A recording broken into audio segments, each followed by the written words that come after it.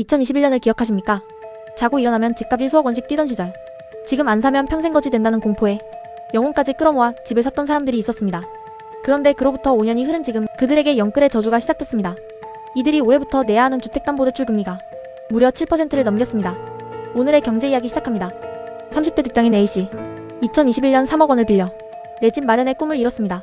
당시 금리는 연 2.9%. 대출받고 처음 5년은 고정금리라 안심했습니다. 하지만 고정금리 기간이 끝난 올해 2026년. 이제는 고정금리 기간이 끝나 현재 시점 시장금리로 금리가 재산정됩니다. 금리 재산정 결과를 받은 A씨는 아연실색했습니다. A씨가 올해부터 감당해야 하는 세금리는 무려 5.2%. 2%대 대출이 5%대 대출로 껑충 뛰었습니다. 매월 상환액 기준으로는 50만 원이 넘게 올랐습니다. 대출을 갈아타려 해도 4% 중후반 금리가 적용된다는 은행의 말에 A씨는 눈앞이 캄캄해졌습니다. 왜 이런 일이 일어났을까요?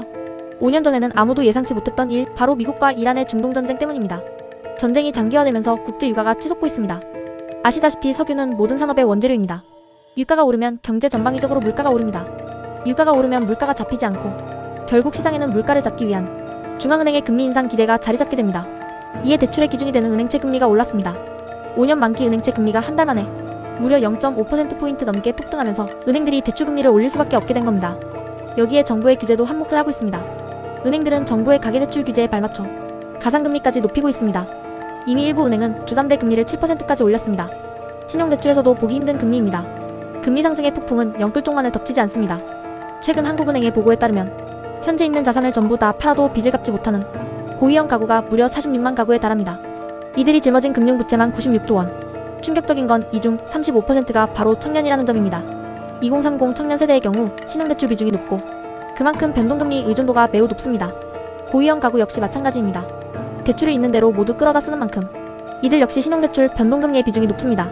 금리가 계속 오르게 되면 이들이 무너집니다. 이들이 가지고 있는 금융부채만 무려 96조 원입니다. 금리 상승의 폭풍이 한국 경제의 뇌관 96조 원을 타격합니다.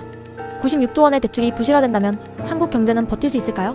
정말로 전쟁이 더 장기화되고 석유 가격이 올라 물가가 오르고 물가에 따라 금리도 계속해서 오르게 된다면 한국 경제는 가장 약한 부분에서부터 무너지게 될 겁니다.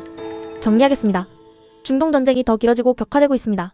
언제 끝날지 모르는 전쟁의 기름길은 닫혔고 유가는 나날이 오르고 있습니다. 모든 산업의 원재료가 되는 원유가 오름에 따라 산업 전반의 가격 상승 압력이 자리 잡았고 이에 중앙은행이 금리를 올릴 거라는 기대에 은행 이자율이 오르고 있습니다.